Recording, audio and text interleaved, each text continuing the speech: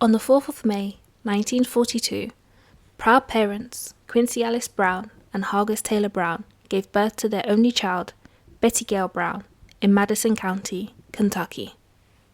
Betty lived in the very house she had occupied most of her life with her parents. Her father, Hargus, was a salesman for Metropolitan Life Insurance Company, and her mother, Quincy, was a housewife who also worked part-time as an interior decorator. Betty had a strong relationship with both of her parents, but more so close with her mother, who saw Betty as an almost perfect daughter. Not only was Betty loved and adored by her parents, but also many of those she came into contact with and formed relations with.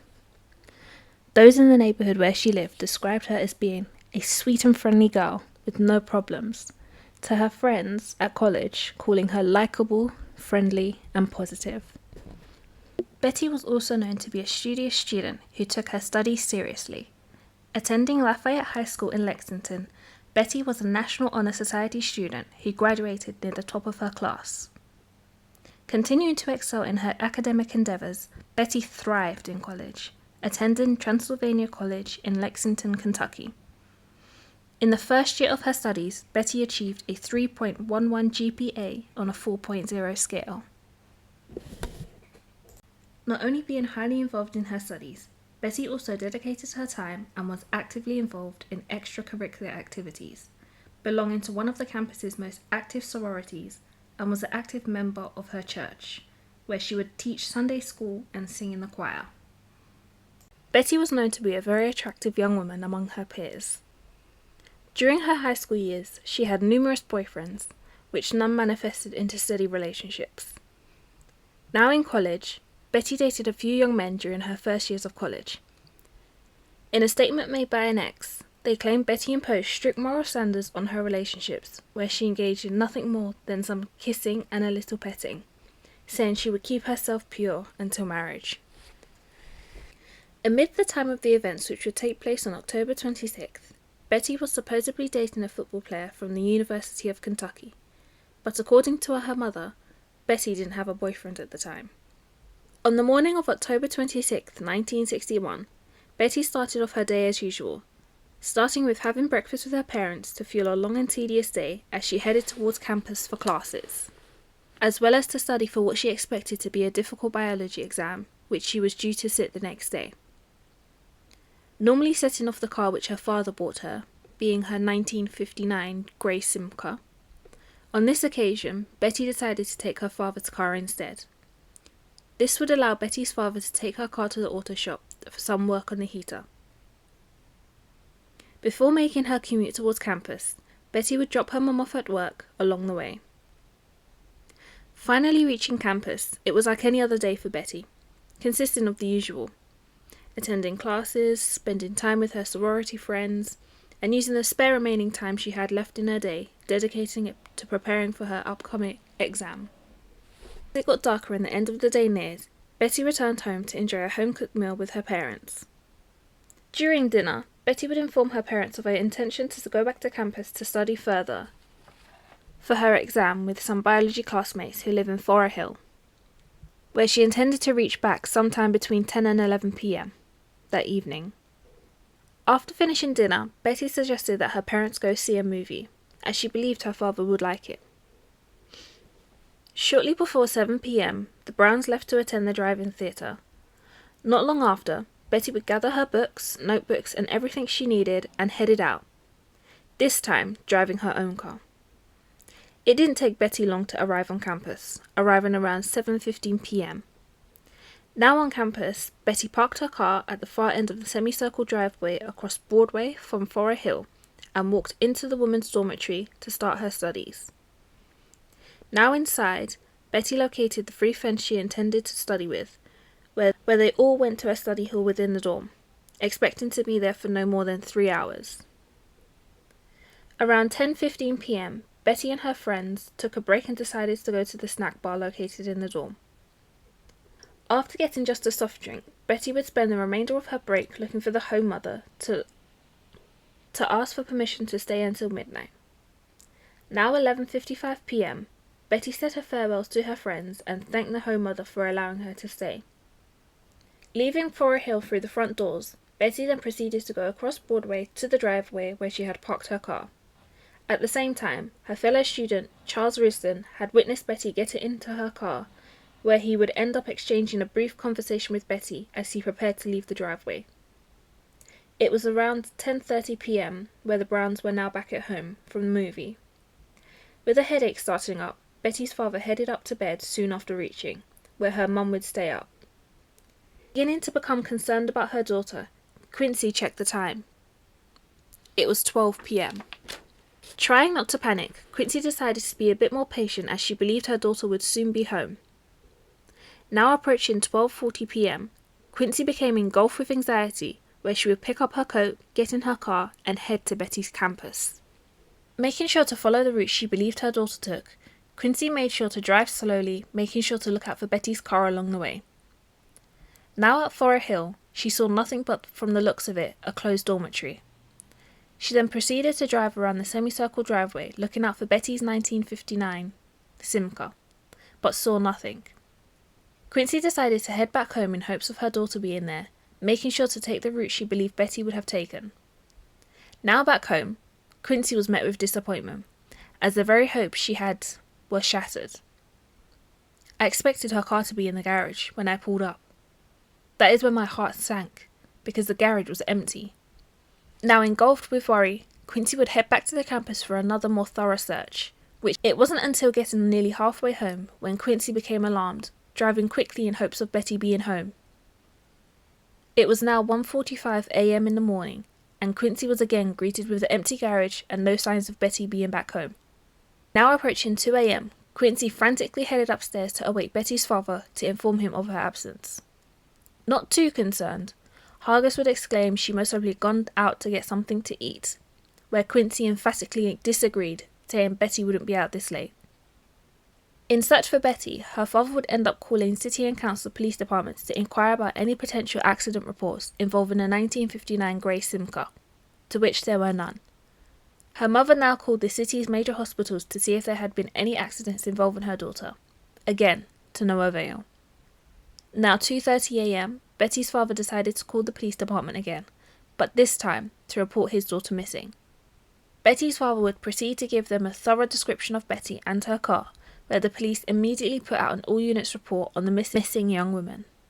Not content with leaving this matter solely to the police, Betty's mother chose to call some of her daughter's friends to see if they knew her whereabouts, where she would only get further clarification on what she already knew.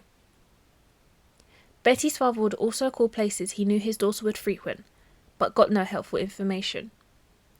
Knowing Betty had dated a football player from the University of Kentucky, Hargis decided to call the football lodge, but his call was unanswered.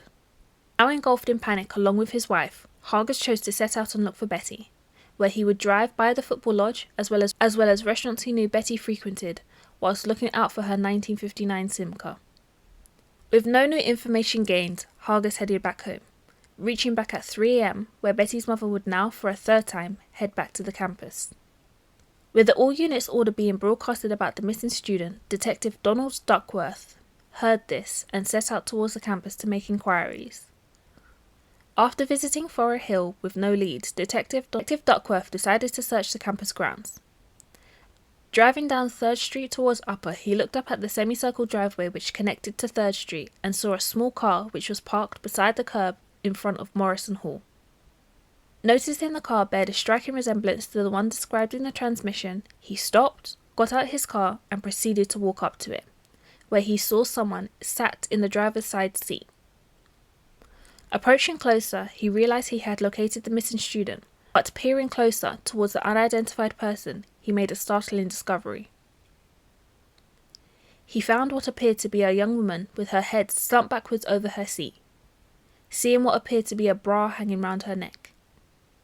Making sure not to disturb the scene, Detective Duckworth only made sure to take notes of what he could visually see, making sure not to enter the car nor examine the body, and leaving the doors locked.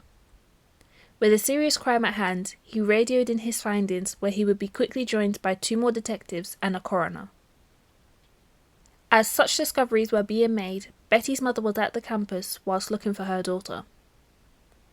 Upon pulling out of the driveway, Quincy saw a police cruiser combing the driveway with a flashlight.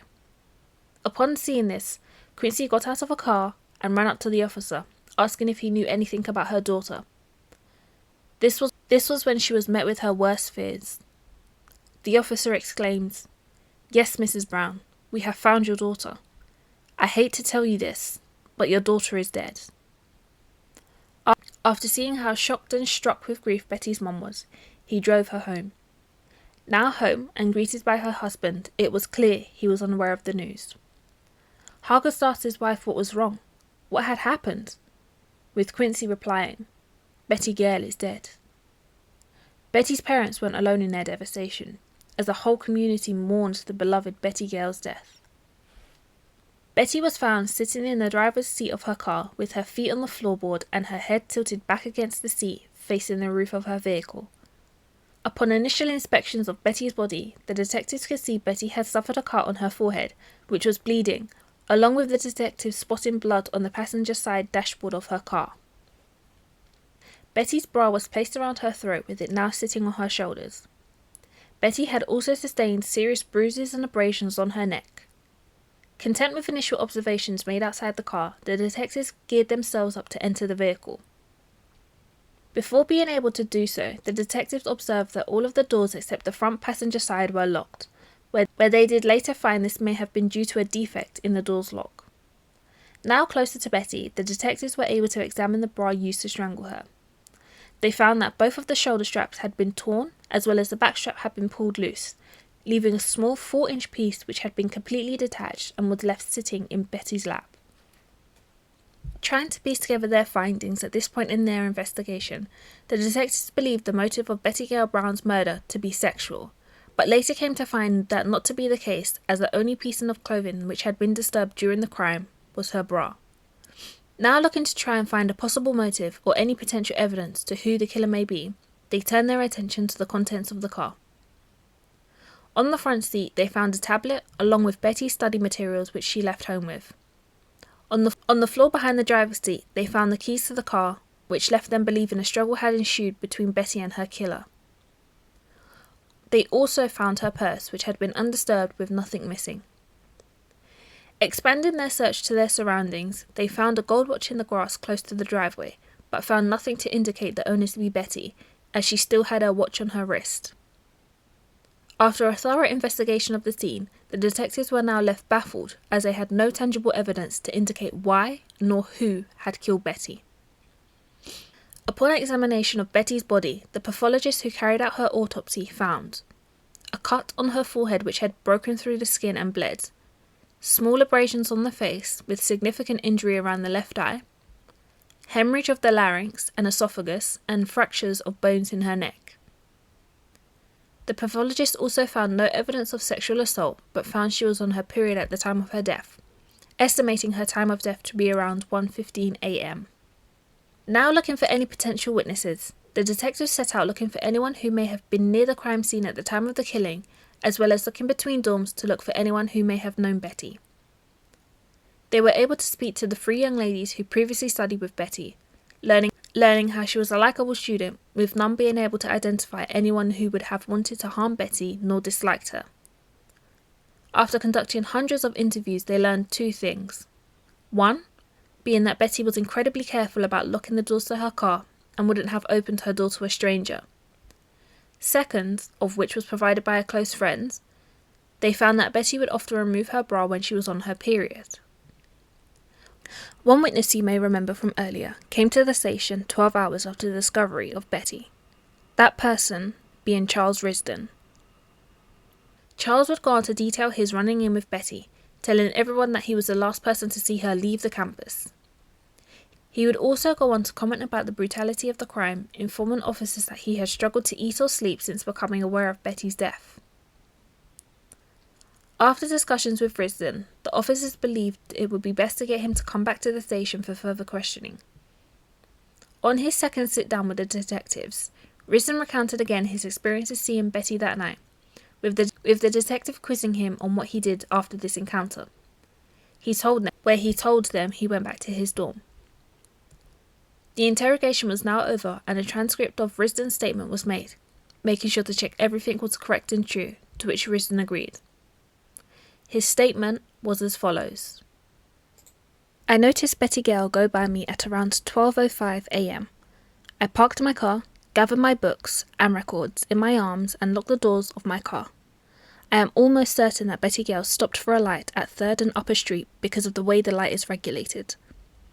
I went to my dormitory, Ewing Hall, met another student in the dorm, talked a while, then went to my room, played to the record player for a while, cleaned up the room a bit, and while doing so, another boy who lives in the dorm came into the doorway of my room and started talking. He talked for several minutes, and then left and went to his room. I then went to bed. This was around 1:45.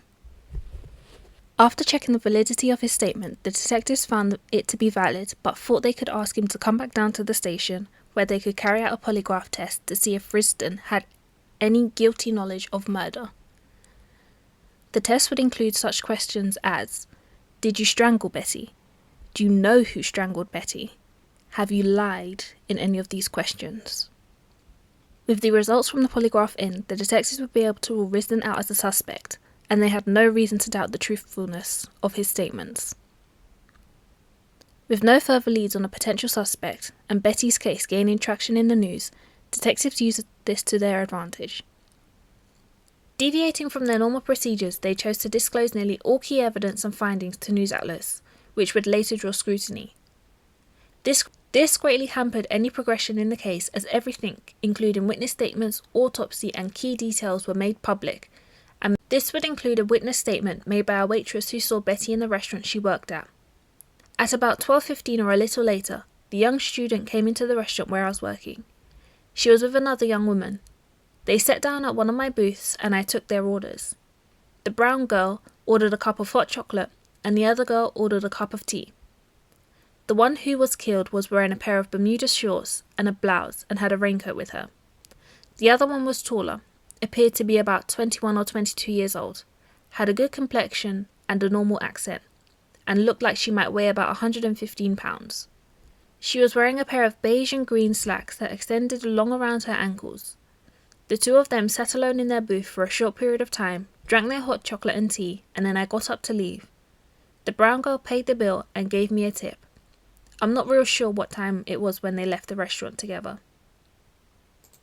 Despite many people coming forward and minor developments being pursued and statements being taken, including a cafeteria worker who left his job shortly after the murder occurred, to a student being suspected after being found with clippings of news articles on Betty's murder in their possession, to the most hurtful being a rumour that Quincy, Betty's mother, had killed her daughter. None provided any fruitful leads and led the detectives with no definitive answers to the many unanswered questions that they had. 4 years had passed and no further developments were made on the case, until the arrival of 39-year-old man Alex Arnold Jr., who would arouse suspicion and lead to a potential suspect. Alex Arnold Jr. was born and raised in Lexington for most of his life, excluding the 2 years he served in the military during the Korean War and the years spent incarcerated in LaGrange, Kentucky. After being released from prison, Alex would manage to find his way to Klamath Falls. With no job, car, nor place of residence, Alex would start to do odd jobs for some income and would rely on help from others. He was known to have a love-hate relationship with alcohol, where he would often succumb to his urges and give in.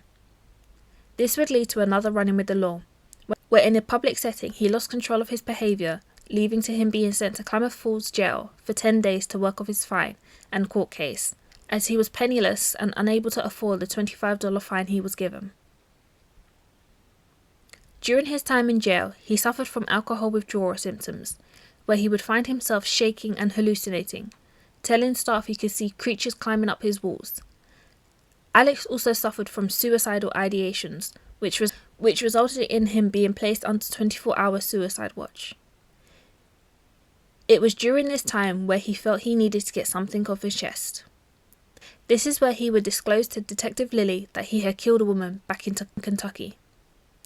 He claimed to have stumbled across Betty's car at the campus, seeing her being intimate with another female in the car, claiming the reasoning for killing her to be the result of them getting into an altercation after trying to get a match from her to smoke, stating he killed her out of fear.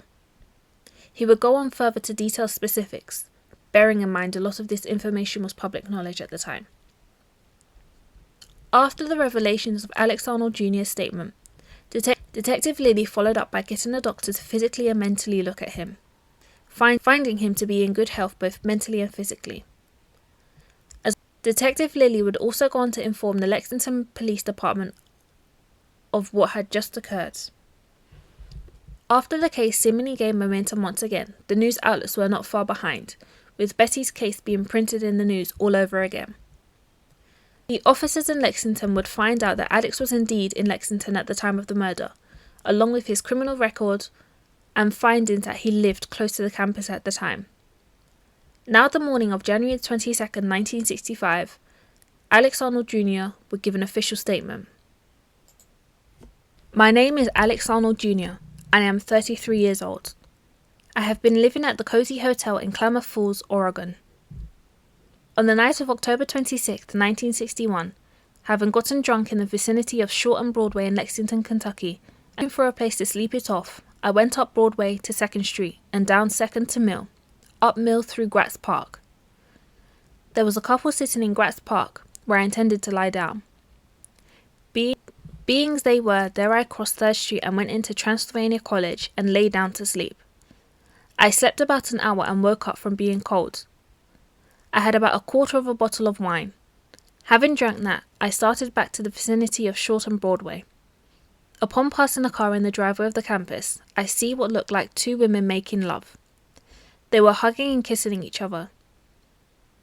As I passed the car, I asked them for a match as I had cigarettes with no matches. They began to cuss me. I said, "Pardon me," and started on for Short and Broadway. As I walked on, they continued to cuss me. Being drunk and on a spur of the moment, I got mad and turned back to the car. Jerking the door open on the driver's side, I grabbed the girl on the driver's side and she was leaning away from me. The other girl opened the door and ran. Hitting the girl's head against the dashboard, I either knocked her out or she fainted. Jerking her head back against the seat by her hair and shoulders, I realized that she was out. Getting scared and being drunk, I opened the back door and got in the back seat. Picking up her brassiere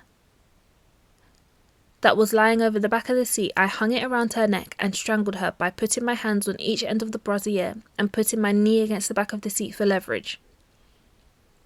I held it there for about a minute and a half. The only thing that she did was quiver just a little bit. I threw the brassiere in the front seat and closed the door. I noticed that the blouse was open all the way down. I climbed in the front seat to button it up because I thought she was found that way.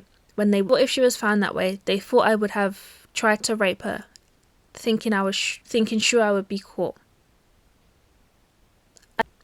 And kissed her lightly on the top of her breast.